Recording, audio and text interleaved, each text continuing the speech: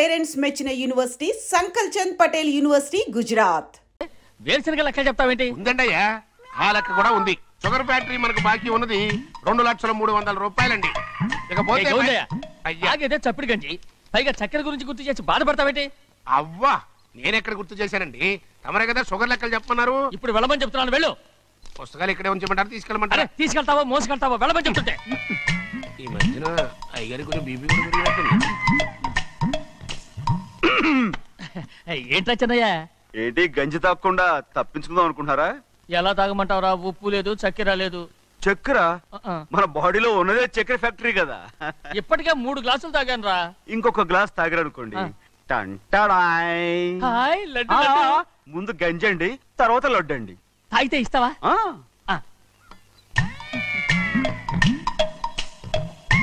లడ్డు లడ్డు లడ్డు ఇస్తా ఇస్తా. ఇవ్వు ఇవ్వు ఇవ్వు ఇవ్వు. రే, ఏంట్రా ఇది? లడ్డు బూందుతో చేసిందండి.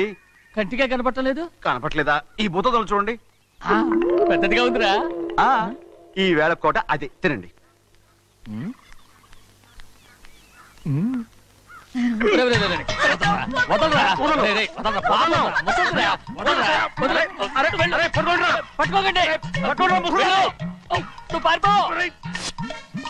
వాళ్ళు వదిలేరు.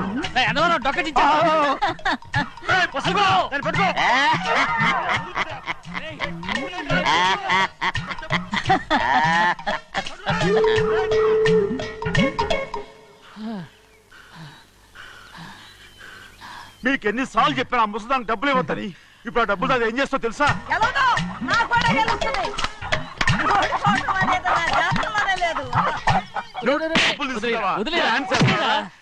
వదలండి, అసలు మీ మూలంగానే వీళ్ళంతా సోంబేలో తయారవుతున్నారు. నెలలో 10 రోజులైనా దాన్ని సంతోషంగా ఉండనీరా. మిగతా రోజులు ఎలాగో ఏడుస్తూనే ఉంటుంది. అది దాని కర్మ, అలాంటి కొడుకును కన్నందుకు. దానికోసం మీరు కట్ల డబ్బులు ఇస్తారా? మీరు చేసే పని నాకేం నచ్చలేదు.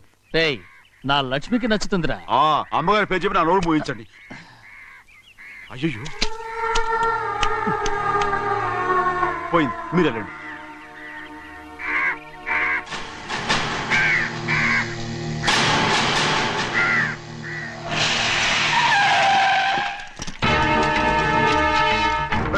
రండి. ఈ ఏరియాలో ఒక్క కాకి కూడా ఉండాలని వీలేదు. మొత్తం అన్ని కాల్చండి. ఇదిగో చిన్న కాకులను దంపమన్నా బాగానే ఉంది. ఏ రంగు కాకులను చెప్పకుండా వెళ్ళిపోతున్నావు ఏంటి? కాకుల్లో రంగులా? నువ్వు ఈ జన్మకి పర్మనెంట్ కావు. కాకుల రంగులో ఉన్నాడని నన్ను కూడా కాల్చేసారు రోయ్.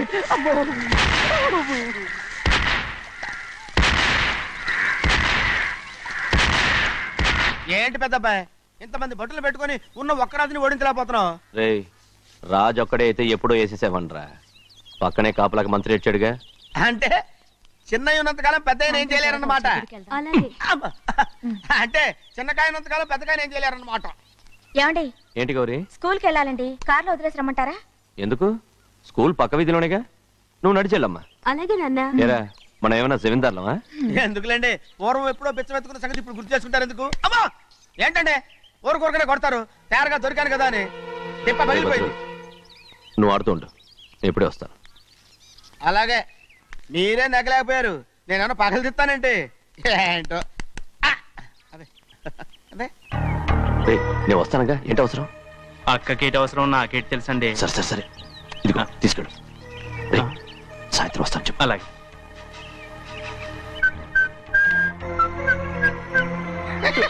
ఏంట్రా? ఏం లేదండి, ఊరికే నమస్కారం చేసి వెళ్దామని వచ్చాను. నువ్వు తప్ప ఇంకెవరు ఇలా నమస్కారం పెట్టరా? ఏంటి, ఏమైనా చూసావా? ఏమీ చూడలేదనుకోండి. మరి ఇందాక మీరు ఆట ఆడినప్పుడు కాలు దొక్కారు కదండి, ఒకటే నొప్పి నొప్పి పుడుతుందేమో అనుకున్నాను కానీ అసలు నొప్పి ఇప్పుడు ఉండదు. ఏమండే, మీ తమ్ముడు గారు ఫటామని కొట్టేసరికి తల గిరగిర తిరుగుద్దేమో అనుకున్నాను, తిరగలేదండి.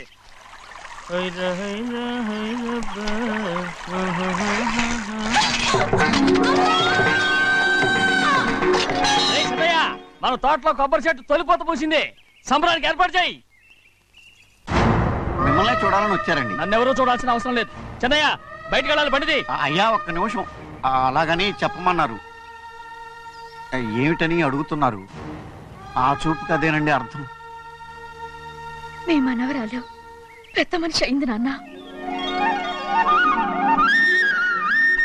మన తోటలో కొబ్బరి చెట్టు పొత్తుకొస్తేనే సంతోషించారు. తమ కుటుంబంలో మొదటి వారసురాలు వయసుకొచ్చింది. ఆ విషయం చెప్పేద్దామని వచ్చారు. ఇది నా సొంత తోట, సంతోషపడ్డాను. అది నా సొంత కాదు, దాని కన్నోడు సంతోషపడితే చాలు. మీరొచ్చి దీవిస్తే చాలు, నేను సంతోషపడతాను. ఎవరిని రమ్మంటావు? నన్న? అది ఆ ఇంటికి. అంతకన్నా చచ్చిపోమని చెప్పు. నాన్న, అంత పెద్ద తప్పు మేమేం చేసాం నాన్న? ఎప్పుడో చిన్న వయసులో నోరు జారి మాట్లాడినందుకు జీవితాంతం వెలివేస్తారా? జరిగింది మీరు మర్చిపోయి. ఎలా మర్చిపోమంటావు ఆ నీచమైన మాటల్ని? నా గుండెలు మండిపోతున్నాయి. అవేమన్నా మామూలు మంటలా, నీళ్లు పోస్తే ఆరిపోవటానికి? నేను ఈ మట్టిలో కలిసిపోయినా కూడా ఆ మంటలు చల్లారవు. ఎప్పుడో నా ఆస్తిలో సగం వాటా నీకు ఇచ్చేశాను. దాంతో నీ కూతురు చేసుకోవాల్సిన ముచ్చట్లు చేసుకుని సంతోషపడు. నేనేం చేసినా మీ ఆశీర్వాదం లేకుండా దాని ముచ్చట ఎలా తీరుతుంది నాన్న? దానికి అక్కడికి వచ్చి ఆశీర్వదించాల్సిన అవసరం లేదు. ఎక్కడుంది? నీ కూతురు బాగానే ఉంటుంది. నాన్న, నా కూతురు మొట్టమొదట కట్టే చీర నా పుట్టింటిదై ఉండాలి. ఆడపిల్ల అంటూ తీరకుండా గడప దాటకూడదంటారు. అది కూడా లెక్క చేయకుండా దాన్ని ఇక్కడికి తీసుకొస్తాను. మీ చేతులతో ఆశీర్వదించండి నాన్న. ఆహా, ఎలాగైనా కలిసిపోవచ్చని నీ మొగుడు చెప్పి పంపించాడా? అది ఈ జన్మలో జరగదు. కలదు. ఇలా చూడు, ఇది నేను పుట్టిన ఊరని, మీ అమ్మతో కాపురం చేసిన ఊరని ఈ ఊళ్ళో బతుకుతున్నాను. ఏదో వంక పెట్టుకుని ఇలా వచ్చి చీటీ మాటికి నా ప్రాణం తీస్తే నేను ఈ ఊరే వదిలి వెళ్ళిపోతాను. వద్దు నాన్న, కనీసం దూరం నుంచైనా మిమ్మల్ని చూసుకుంటున్నాను. ఆ సంతోషం కూడా నాకు లేకుండా చెయ్యొద్దు. ఇదిగో పెద్దయ్య, అలా వెళ్ళిపోతారేంటి?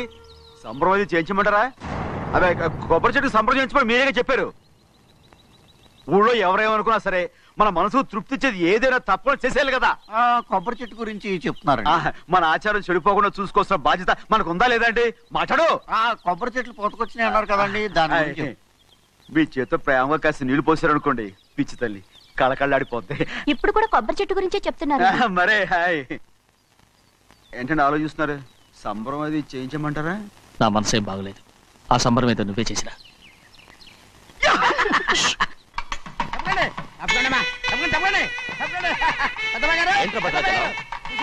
మీ మామగారి దగ్గర నుంచి పెద్ద ఎత్తున సార్ వస్తుందండి. ఎన్నాళ్ళుగానే కట్టుదా కల ఈ రోజు నిజమవుతుంది. అయ్యో ఎంత సంతోషమో. వదినా, ఇన్నాళ్ళుగా తెగిపోయిన సంబంధం ఇవాళ సార పేరుతో కలవబోతోంది.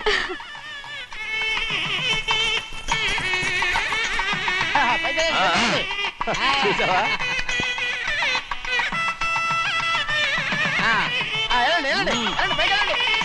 వాళ్ళ కొద్ది సార్లు తెస్తున్నారు. ఎంతైనా గొప్పవాడు గొప్పవాడు.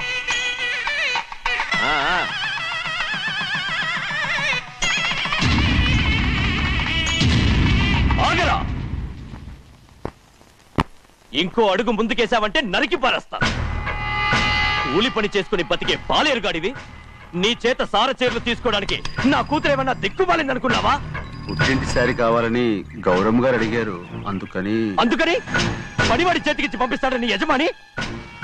ఇన్నాళ్ళుగా మా రెండు కుటుంబాలు విడిపోవడానికి కారణం నువ్వేరా? ఆయన పంపిస్తే మాత్రం సిగ్గు తెరం లేకుండా నువ్వెలా వచ్చావు? పని వాళ్ళకి సిగ్గు ఎక్కడ ఉంటుందండి? పని వాళ్ళు చూసాడా పెద్దనా? నెత్తికెక్కించుకున్నారు, వాళ్ళు ఇష్టం వచ్చినట్టు ప్రవర్తిస్తున్నారు. భద్రాచలం ఏంటి ఒక్క తన్ను భద్రాచలంలో పడతావు. రే కాకరం, నువ్వేంట్రా మధ్యలో ఈ ఇంటి యజమానిలో మాట్లాడుతావు? ఏంటి అనుకుంటే ఇంటి యజమాని కాలేదా? నౌకర్ వదలతో ఏంట్రా మాటలు? అవును, ఆ దరిద్రాన్ని తీసుకెళ్ళ మనం.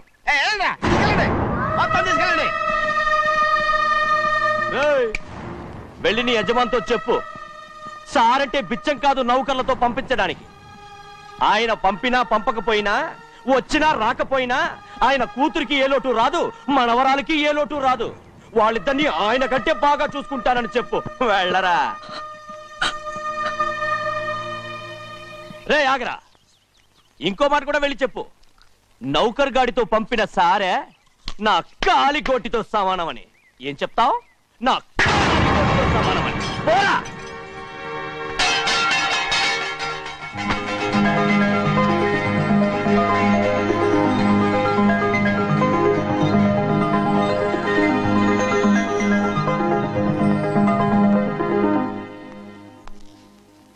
నువ్వు నౌకర్ వట్రా? నేను నిన్నలా పెంచానా?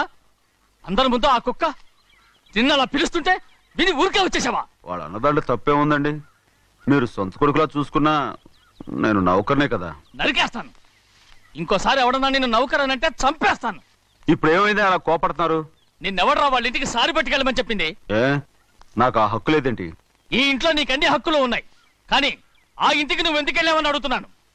మీరేగా సంబరం చేయమని చెప్పింది. ఈ నాటకాలన్నీ నా దగ్గర ఆడద్దు. నేను అన్నదే పూతకొచ్చిన కొబ్బరి చెట్టు గురించి. నేను మీ మనవరాల గురించేమో అనుకున్నాను. ఊరికే దబాయించుకో. నువ్వు చేసింది తప్పే. నేను చేసింది రైటే.